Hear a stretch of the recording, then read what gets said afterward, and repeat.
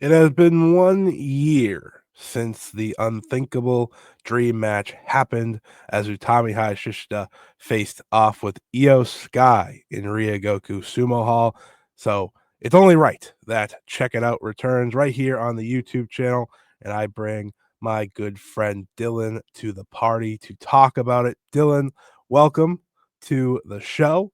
Welcome to the conversation. Obviously, this is a match that means a lot to both of us, so I'm happy to have you on here to celebrate it 1 year later. Yeah, it's very rare of me. I was just telling you, very rare of me to watch a match several times in within like the first year of it happening. I have watched Mhm. this match 4 times now, which is unthinkable, especially for like a 20-minute match. Like a Yeah. longer match. Obviously, I've watched like Kenta versus Ricky Marvin like 20 times because it's 3 minutes Yeah. long.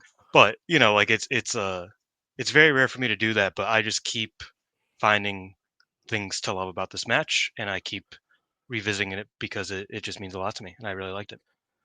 Yeah, it was an easy, match for me to pick out in terms of, bringing back Check It Out. 1, because I wanted to rewatch it. Let's be completely honest. It was an excuse to rewatch it, but celebrating a year later of EO returning to Japan felt right as well, and obviously, we look at it a year later where we are, right, in terms of where both wrestlers are, and it's pretty incredible. It's pretty incredible, both wrestlers holding a world title at the same time, which is pretty cool. Obviously, to think about, Tommy used this match to go into the Dream Star, win that, and ultimately become Marigold World Champion. EO maybe surprisingly became world champion once again, but it was pretty awesome, pretty well deserved. She's only gotten more popular in WWE since this match too. And I like to call this match the one that kind of set her off on another level that we've kind of all Mm, known she's always had, right? The conversations, if you've watched EO in her time in Stardom, in her time in Japan, was always, "Oh, she can just go, like, 60% in America and still be the best." Because I remember when this match was over, everyone said, "Where's that EO?" It's like, yeah, yeah. she's just different. She's just different, and I'm gonna talk about it a lot this video, but I call her the most naturally talented wrestler I have ever seen, and it's because of a match like this. She looks so effortless in everything she does, and she can do this whenever she wants. It's just, one, does she have the opponent she wants to do it with? Does she have the setting she wants to do it with? But it's what she does. And I think that's kind of the beauty of this match, is reminding people how truly, truly great she was. And now she's on another level overall, it feels like, in her WWE run as well, which is pretty cool to think about. Yeah, this match effectively, like, struck a second peak for her in a way, because, yeah, I mean, like, you watch her matches, even, like, a year and a half ago compared to now, on Raw when she gets them. Um like you watch them now and it's just like so natural that Mhm, she is constantly on. And I say a year and a half ago, but I mean, to be fair, the Bianca match was also great back in Puerto Rico. But mhm. like it was such a rarity that she would really turn it on. And then I think, yeah, after this match, it was just kind of like, she really turned it on here and it never really went off. Even though she Right. took it back down to America level, she even said that after this match Yeah. backstage that there's a Japan level and there's an America level. You could feel her kind of like pushing up against that ceiling in Mhm, America of what she can do with that style.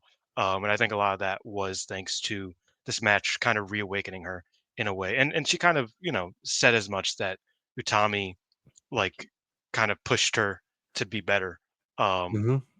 and even though, Utami kinda got cooked in this match, for the most part, which is always my favorite part about the match, like, rewatches that, it's like, "Damn, she really Yeah. did get cooked." Like, she was getting her ass kicked, damn. Yeah. Yeah, so obviously the lead up to this match is very important. Anyone that followed it, Utami's dream match was always Io, Mm, and obviously she had joined the dojo when Io was leaving, and it just never came to be. And I think my favorite part of really how this all came to be is still the reveal at mm, Cork and yeah, Hall that it was happening, right? When EO pops on the screen and Utami in full shock is like, "Oh my god." And I think a lot of people felt that way when that happened. I think that's kind of the beauty of the match in many ways is the love that Utami had for EO. I know you have written about that, and Mhm. I know that's kinda a lot of the going into it is how much Utami loved EO and wanted to face EO and was so open about that. I think that's kind of important when it comes to people having dream matches is that if you keep it alive, it's gonna happen one day, kind of thing. And there's obviously the Queen of Queen aspect to this that we can go into as well. Uh, Having Queen Quest disappeared in Stardom, but they brought it back for one night only with the masks and all. Queen's Quest leader versus Queen's Quest leader, the importance of that. But yeah, this lead up was a lot of Utami being like, "That's my dream match. I am not giving up until I get it." She said it in an interview with me. She said it in countless other interviews. Like that is the one, and that reveal, that seeing in her face that it's coming true. It's like the ultimate like she's being a fan as well in many ways for herself, which is just an amazing aspect of it. Yeah, I mean, one of my, like you said, I wrote at length about this match, and one of my favorite parts of it, of like the history of it, 'cause there's so many small things. Yes, that is my article, "Love Letters to the Sky." Um, one of the things I don't know if I even wrote about, but that did happen, was the the difference in expectation for this match before it was announced. Um, Mhm. because if you go back a few years, they've both made comments about each other. Back Mhm. in 2019, Utami was interviewed, and I believe in 2023, EO was interviewed after Utami went to America to like train at Yeah. the in Yep. Florida. It might have been around then, it might have been a different time, but Yes. the difference in responses is very Mhm. interesting because Utami kind of felt like, oh, there's no way I'll ever get to wrestle her, so it doesn't really matter. So she's like, yeah, I got to train with her one time. She was awesome. She went through like all the training stuff. And then EO, kayfabing, knowing that this match was Yeah. going to happen eventually, was like, I didn't look her in the eye because I wanted to save Yeah. it for when we wrestle for the first time. And Right. that you can attribute to experience. Tommy was a year in when she gave that interview, and EO's obviously a veteran. But another part of it is just like it was a dream for Utami, but for EO, it was like something that she had to do. You know what I mean? Like it was Yeah. it was a, Yeah. hey, I gotta go back and shake that kid's hand type of thing. Um, Mhm. and she gave her a little bit more than a handshake in the match, but I think that was just a really interesting way to Mhm. look at like both wrestlers in this relationship where it's like Utami is just transported back to like being a kid a lot of Yep. times when it comes to EO, and she's just like, oh man, I still think about that time when I got to train with her in the dojo, even though it was usually me and whoever else. I got to train with her one time, and it was such a, and EO is like, that never happened. I didn't shake her hand, I didn't look her in the eyes, Yeah. I didn't want anything to do with her because I want to wrestle her one day, and I want that to be when it counts. So I really, that's my favorite little anecdote. There's so many things I could talk about the timeline. Obviously, Tommy, before she even debuted, was like, "Well, I wanted to face EO." That was the Yeah. first promo she ever cut. Was, "I wanted to face EO, but I'll settle for beating everybody in the company." And she pretty much did. Yeah, yeah, and I think,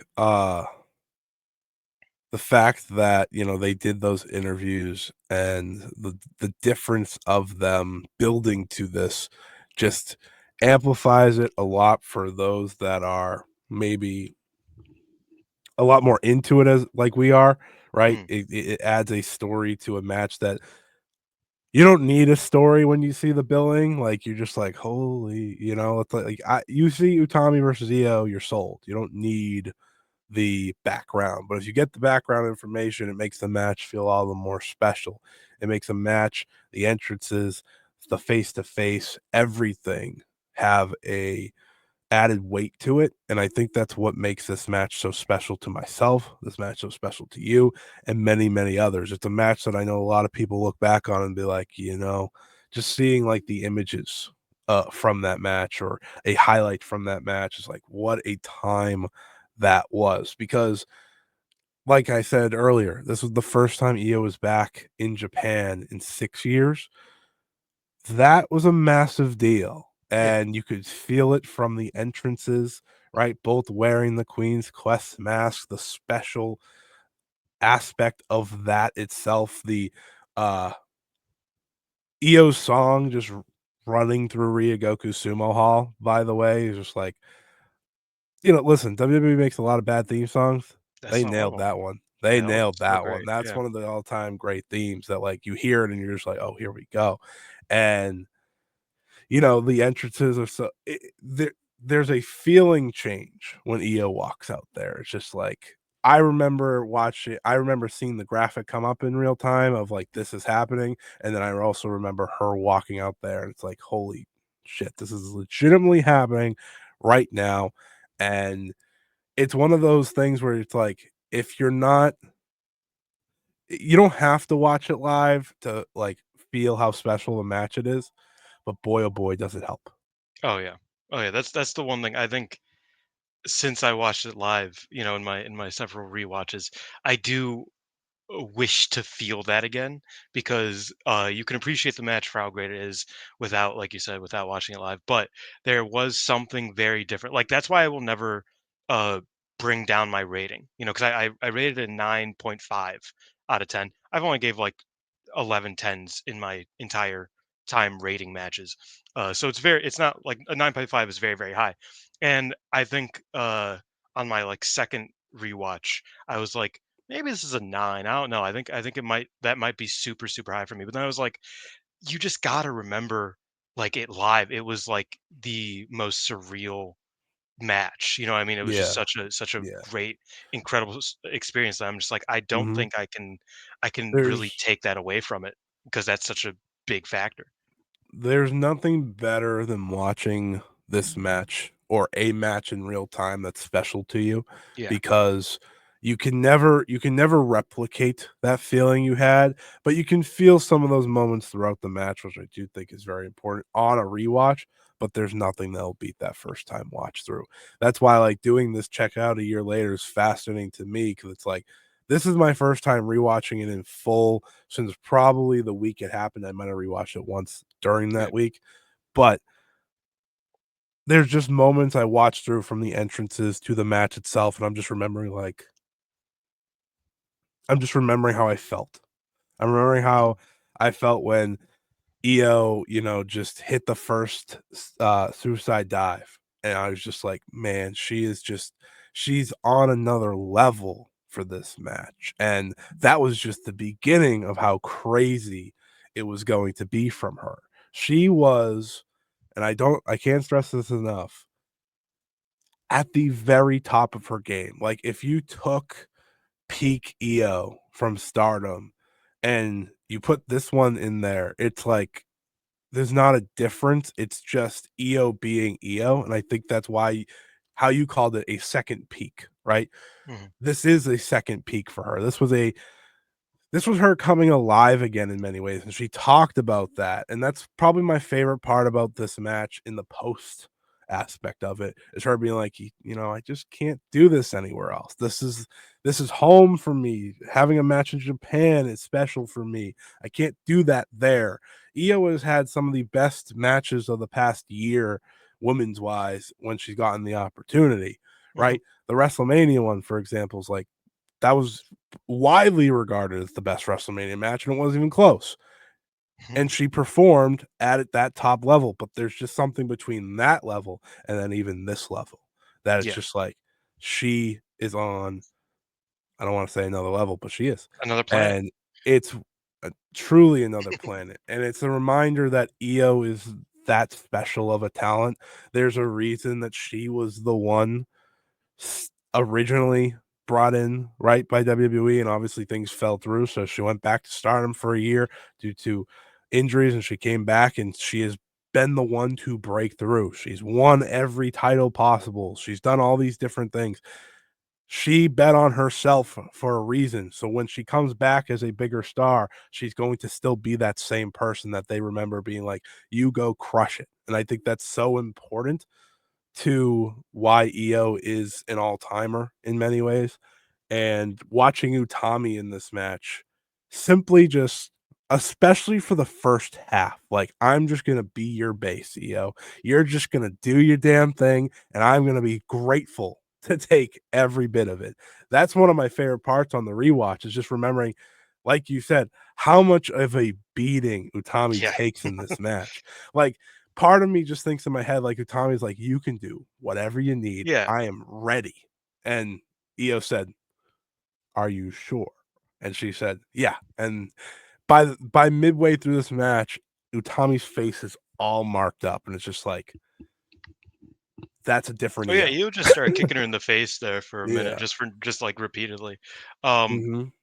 I do want to talk about Utami in a moment, but I do before that want to mention that I think it might have been Io's sister who said it.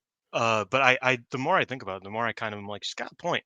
That Io really is like what uh pro wrestling's Otani. People wanted it Yeah, to be Okada. absolutely. You know, what I mean, people wanted it to be Shin. People wanted it to be a lot of people. Obviously, Shin was before Otani, but you get my point. Yeah. Um, but Io is the person whose skills in Japan, brought her to America, and then they got better. Like she Right. Yeah. arguably got better in a foreign country with a different style of play, with all of these things kind of battling against her. She is arguably a actively better wrestler now. Obviously, a lot of that's just because she's, as you said, an athletically gifted wrestler, one of the most gifted wrestlers to ever live. Um, so is Otani in his baseball, but like I think Yeah. that comparison, It's a a good lot of comp. people want to give that comparison to a lot of different top Japanese wrestling names, and everybody wants to be this sports Otani because Otani is so awesome. But I think it really is Io Shirai. Yeah. As for Utami, I think that this match kind of reminded me, and it a few of her matches are like this. Utami is a wrestler who operates at her best when she trusts the people when she's in the ring with, uh, Mhm. on a certain level that's, like, different Yeah. than just, like, the amount of trust you have to have with every wrestler. Right. Um, and I Y think we saw that with Name Mirai. names to make it easier, you know? But no, I think we saw that with Mirai earlier Yeah. this year, where it Mhm. was very clear that Utami trusted Mirai, Mirai trusted Yeah. Utami, and they were able to have a great match that kind Yeah. of broke Utami's formula in a lot of ways. Yeah. Kind of put her in like this like different zone and kind of made her adapt a bit more. And I think this match was like Mhm. it was so EO centric. Yeah. Even though Utami did get her stuff in, she got her digs, she got her spots. It was such an EO match because EO was somebody that Utami obviously clearly trusted a lot. And obviously, as we see this spot, EO trusted Utami quite a lot as well. But I think that comes out in matches like the EO match and the Mirai match Mhm. and the Mayu matches.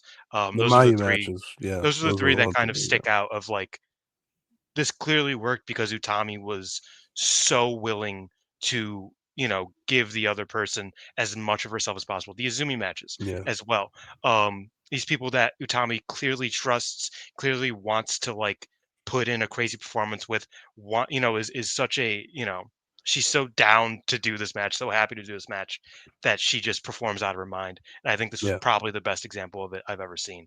Because Yeah. it was great. Like I think that trust is important. And like I said, clearly EO trusted her quite a lot as well, considering first match in Japan in 6 years, she was ready to do it against Utami, and she Mhm. went all out. You know, Yeah. Yeah, it's crazy to think back just to, obviously a year ago, and again, this happening in real time and watching the performance of Utami because I think for people on the surface, you can o they're gonna overlook it. They're gonna overlook the performance of Utami because it was the EO show, but that was the purpose of Utami's performance in many ways. Like you said, it was a different match from what the Utami big match style is. And her best matches are often when she is, like you said, comfortable with her opponent. It's why I like to fondly bring up the Gold Rush match that Utami had with Shuri, because it Mm, didn't follow the recipe of all their other matches before, because there was a comfort there by then where it's like, let's do something different. I'm pretty sure this exact spot literally happened in that match. yeah. Because I remember it happening. I was like, oh my God, like, well, these two are going for it. The Mayu matches are always a great show because, especially the IWGP Women's Title Tournament one. I think that's the Yes. one that really stands out in terms of how great that was and how different that was.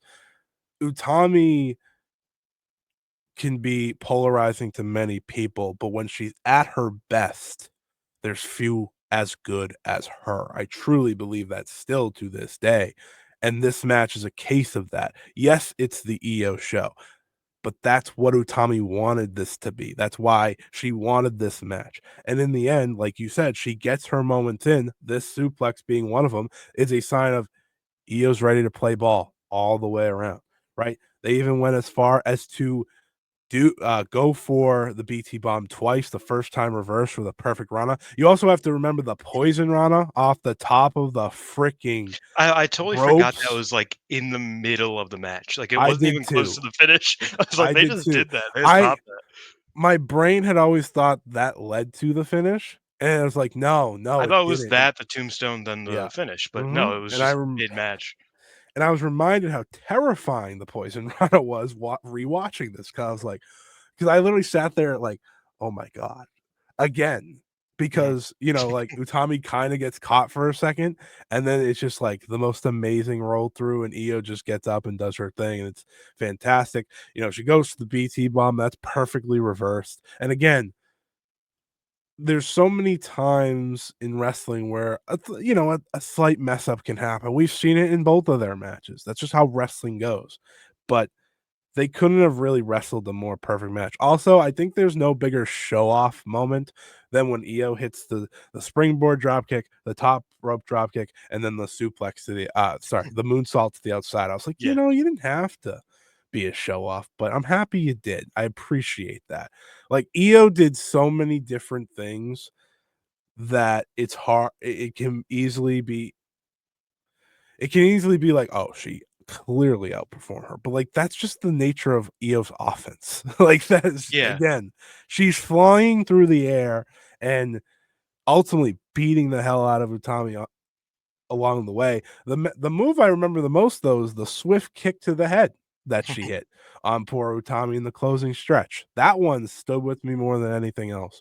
Um, but yeah, this match, rewatching it, I have this video in part of just celebrating the match a year later is to also tell everyone, if you haven't watched it already, you should. Oh, yeah.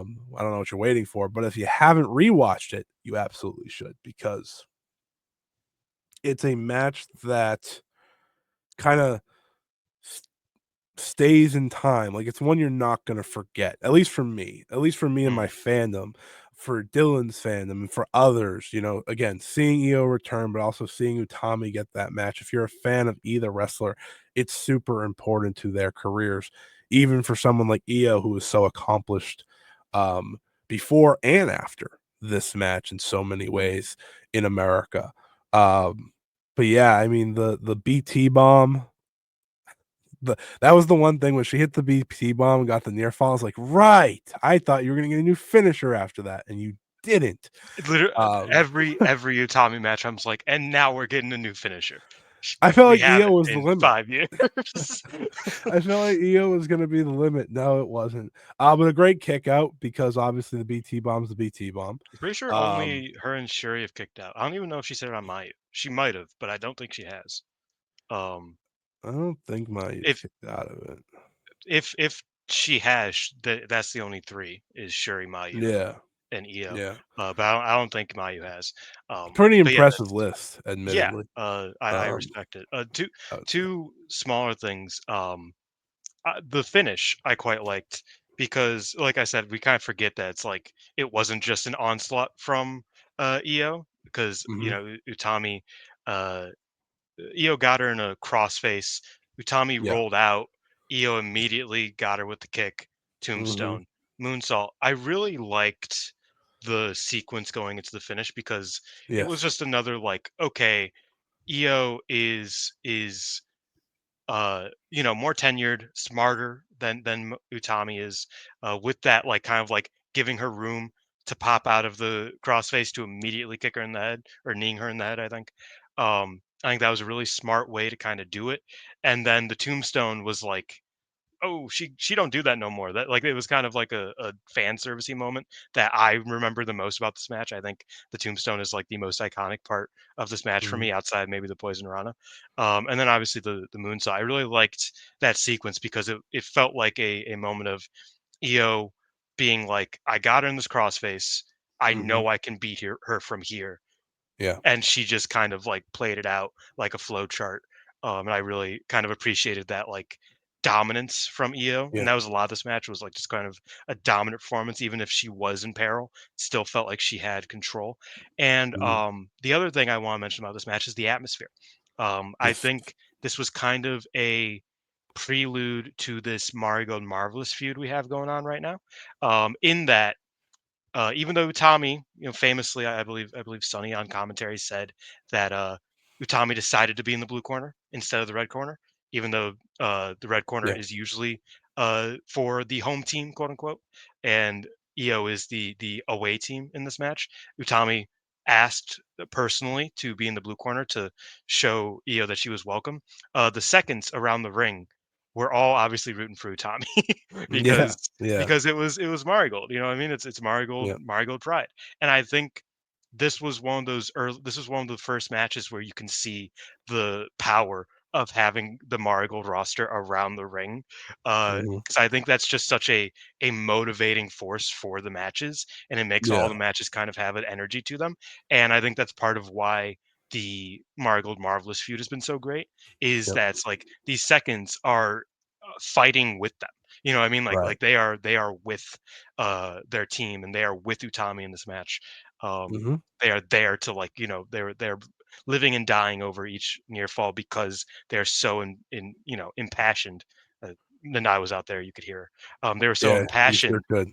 over it, that I think this was one of those first instances. Obviously, Sari was around by now, but I think this was really like one of those first times where it's like they really are Yeah. behind their girl, and they're really, you know, pushing this It was a match forward with the united atmosphere.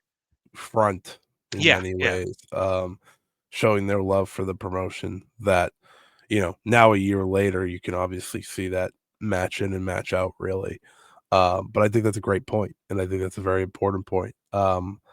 Yeah, but as you said, EO wins with the moonsault, of course, and, some nice words are shared between the 2 at afterwards, or really just EO. Utami's just in amazement that EO's Mhm. talking to her, I think, for a lot of it, and then obviously they have the really cool moment in the end where she raises her hand, and then they hug, and it's all that beautiful stuff that you kinda Use wanna that what see you out of a believe in, match like this. all that cool Yep, stuff. yep, they hit the QQ quote, which was nice. Haven't heard that one in a long time. I That was the funny thing, like, when they said it, and then I remembered, like, it on the rewatch, I was like, "Man, it's been a long time since I heard that Mhm. one." Um, but yeah, this was really as special as could be for a dream match. Dream matches have the opportunity, I think, to let down because of such high expectations, but this was one that was pretty universally beloved, by people who were just jumping in to watch EO's return to Japan, and then, of course, the many, many Joshi fans who were excited to see EO's return, to see Tommy's big dream match, and I think that's kind of the beauty of this match in many ways, is that it lived up to the hype. It lived up to the hope behind it, and for Tommy, it was a moment of,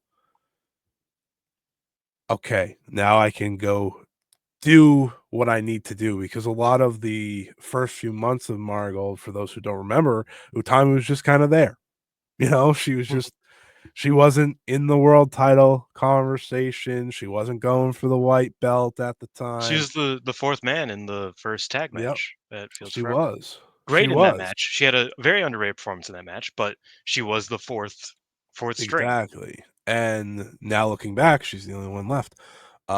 Which is pretty crazy to think about. Yeah. But like, she was willing to take a back seat because in the end she was going to accomplish her dream. And now she's trying to help obviously lift Marigold up to a point where they are now. They're at their highest point really since this time. Which is really cool to see. And she's I part will of that, say one as is the Marvelous feud. one funny little thing in an interview she did earlier this year. I forget who did it. I apologize, but uh, she basically went, well, like because she was asked, "What's your dream match now?" And she's like, "Well, I still want to team with her." She's like, "It's still EO." Like, I mean, I don't know. Yeah, EO yeah, with EO against anybody. I don't care. yeah. I'll wrestle you Very again real. one on one. Let's go. I don't like that's like I just like that was that her goes answer. right back to EO. Yeah, it's like I mean, it's still EO. Yeah. Yeah, and I think that's kind of the beauty of what EO is for many Mhm. of these wrestlers at the same time, right? She is a sign of accomplishment in so many different ways, not only in America, but obviously what she accomplished in Stardom in Japan. Even at the beginning of the year, Sari was talking about EO and wanting to accomplish what EO did. She won the Tokyo Sports Women's MVP 3 years in a row. Yes. That's what Sari sets forth. Like this is someone who set the goalpost for many wrestlers in many different ways, and so many are still trying to chase what she accomplished. Not even in WWE, but just in what she did in Japan, because she had a legendary career before she left. Now it's just like out of this world type stuff. She is one of one in many ways because of how much she's accomplished both in Japan and America, and continues to do so. That's the other crazy part regarding Io. But yeah, I love this match, man. It's so special. It's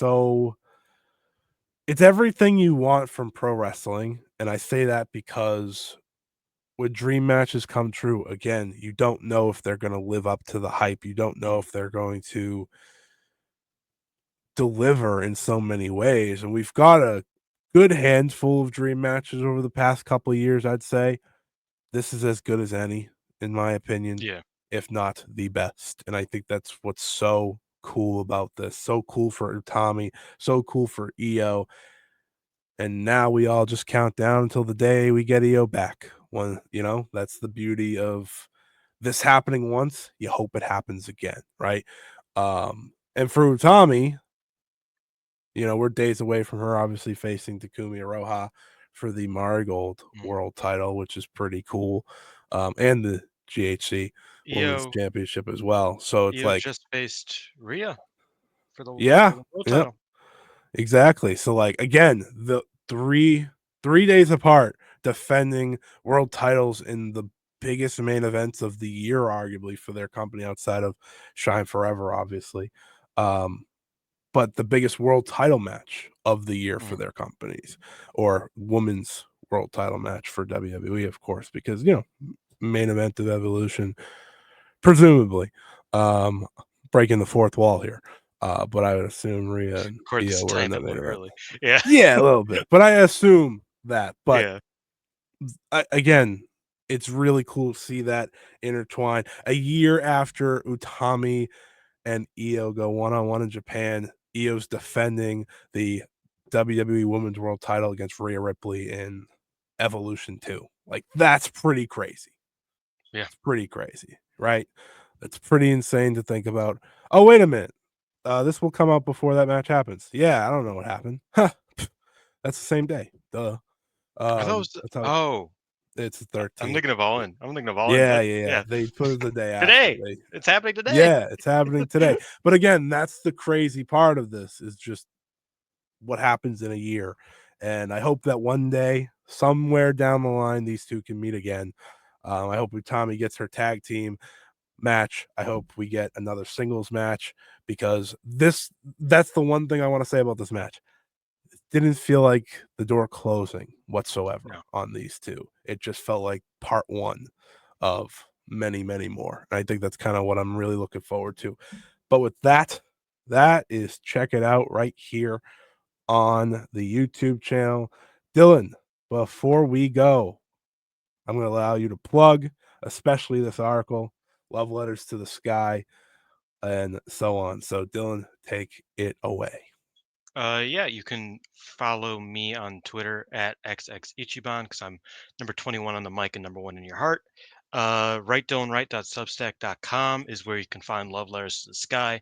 It is a two-part article where I write about my favorite movie of all time, Millennium Actress, and about Utami Hayashishita versus IYO SKY, because they're both stories about someone chasing after um, another person who is kind of like this dreamlike figure, this ghost-like figure who they just can't seem to stop trying to find and to achieve and to be where they are.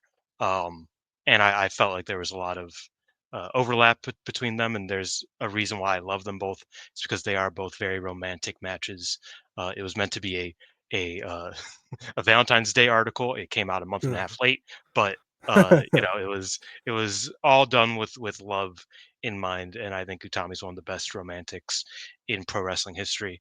So go check that out. I poured my heart into it, and go check out Stardom Quest Gold every week. We talk about Stardom and Marigold. Every Wednesday, me and Alex do that, and yeah, get at me. That is it for this week. Thank you for joining me, Dylan, for this anniversary edition of Check It Out. Like I said, everyone, make sure you go check that match out if you haven't, or go rewatch it because it's well worth your time. Thank you, everyone, for listening. We'll be back this week with plenty more content, including the 5-Star Joe Show every Friday. So be sure to tune in for that. So long. See you later. Bye bye. Arrivederci.